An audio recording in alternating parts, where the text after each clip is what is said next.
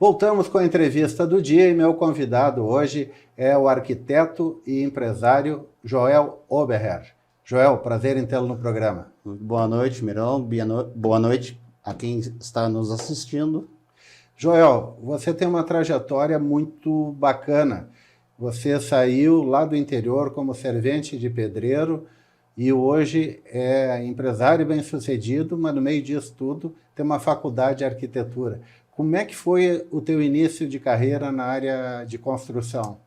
Olha, eu nasci na linha Ávila, sou descendente, sou gramadense, nasci na linha Ávila, e numa família de agricultores. E aos 17 anos de idade, eu vim para a cidade trabalhar de servente de pedreiro. Eu fiquei numa empresa em torno de uns 10 anos, e depois disso eu abri uma empresa própria, que eu tenho até hoje. E em função da época, de anos 80, existia uma dificuldade de estudar.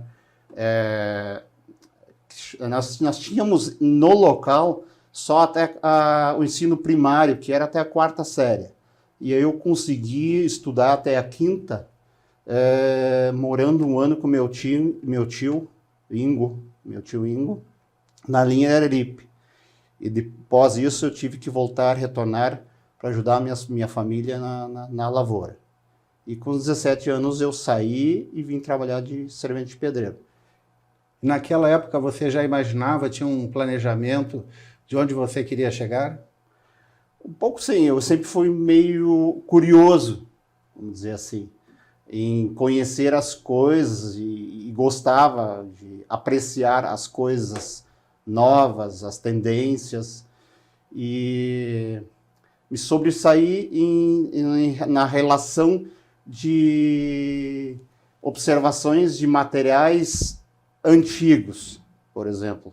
Já na época, no início dos anos 2000, eu conheci uma pessoa de Porto Alegre e a gente fez um projeto junto, na época, que é o Lacienda, que é no interior de Gramado, né? E ali eu aprendi com essa pessoa esse resgate de materiais nobres, que muitas vezes estão esquecidos lá num galpão, numa casa caindo no interior. E aí eu aprendi com essa pessoa, principalmente, dar valor a esses materiais que são nobríssimos, né? E aí você criou uma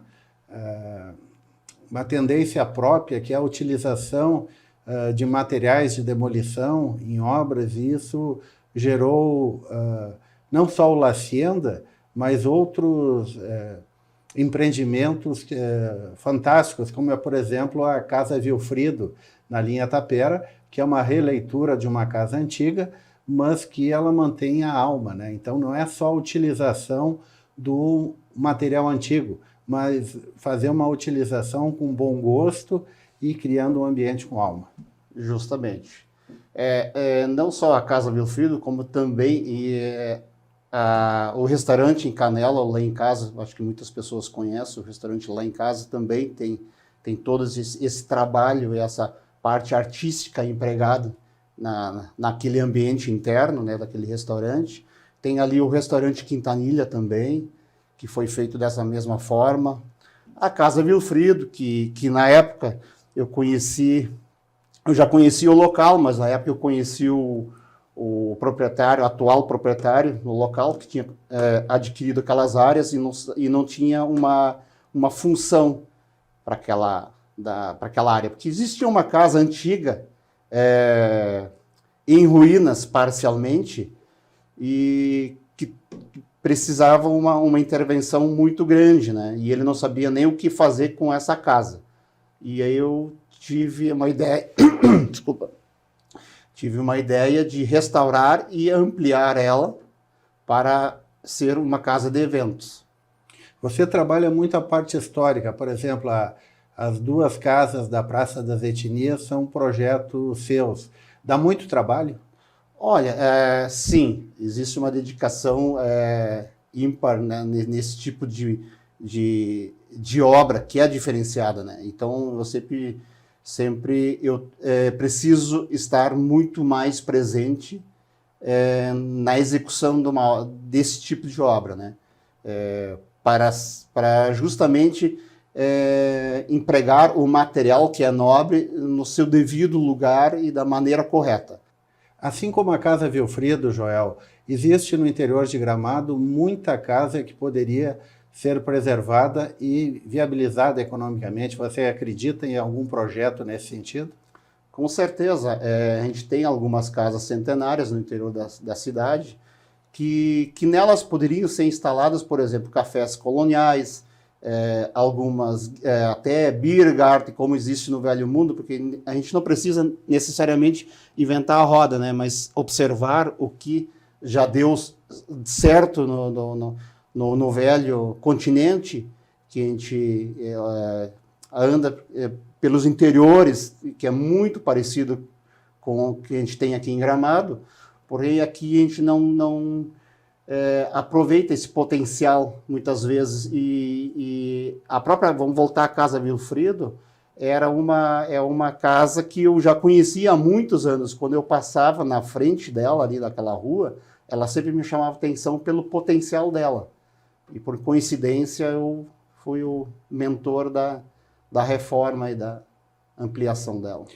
Voltando ao início do nosso bate-papo, Joel, tem muito empresário que foi servente de pedreiro e hoje é empresário bem sucedido. No meio disso tudo, o que te diferencia é uma faculdade de arquitetura, mas essa faculdade ela teve um desafio muito grande. Como foi chegar até a formatura? Primeiramente tive que voltar à sala de aula, porque eu só tinha quinta série, né? Eu tive que terminar o primeiro grau, o segundo grau, e depois ir para o vestibular. Foi um desafio enorme essa faculdade.